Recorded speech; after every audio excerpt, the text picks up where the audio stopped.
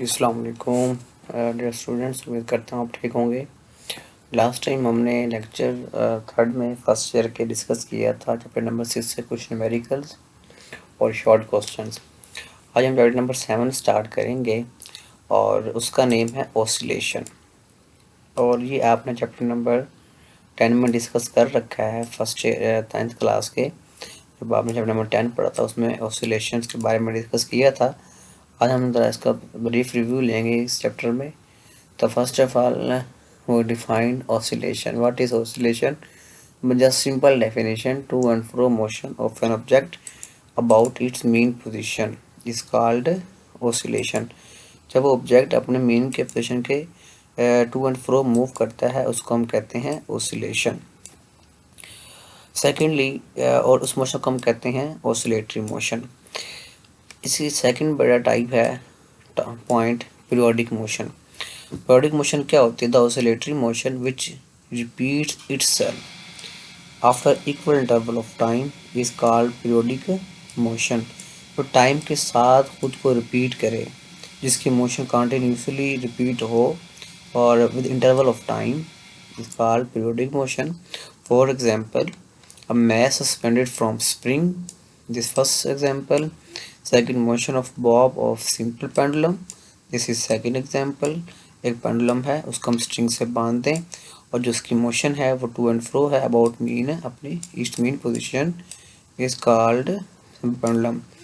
Third is steel ruler clamped from one end to bench. This is also called oscillatory motion. And last one is a steel ball rolling in curved dish. Its motion is from one end to another end, and this motion is called simple harmonic motion. Now time period. What is time period? Time required to complete one vibration is called time period. एक vibration मुकम्मल करने time required है उसको हम time period कहते हैं, denoted by T. And mathematically, time period and frequency both are inverse relation. If frequency increase, its mean time is of period of this system is decrease. Both are inverse relation to each other. As the unit of time period is second because it's time, so its unit is second. Now next definition is frequency. The number of vibration completed in 1 second. A 1 second में जो body अपनी number vibration complete करती है उसको हम frequency कहते हैं. It's units are cycle पर cycle and also called is hertz. Hertz is also unit of frequency. Now what is hertz? This is again important. The frequency of a body is 1 hertz when complete 1 vibration. एक body का जो frequency है 1 hertz कब होगा? जब वो एक complete vibration मुकम्मल करेगा. फॉर एग्जांपल, ये सिंपल पेंडुलम है और ये अपनी मेन पोजीशन से मूव होता है ए से and then it move toward B and then its again toward A. After this its move third position C and its bounce back toward A.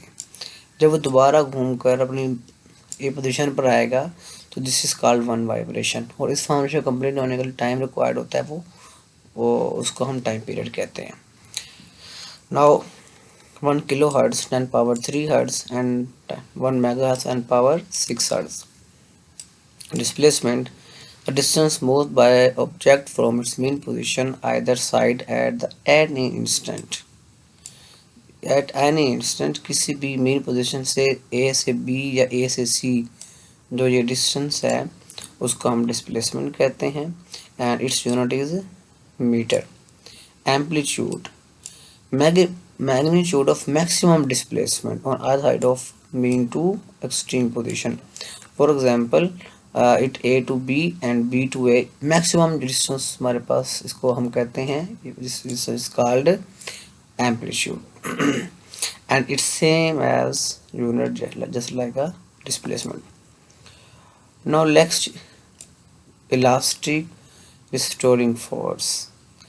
When you just compress a spring and when you apply for remove applied force, then it rebounds.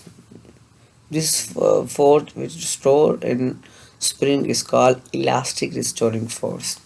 Now we define such force which oppose the applied force.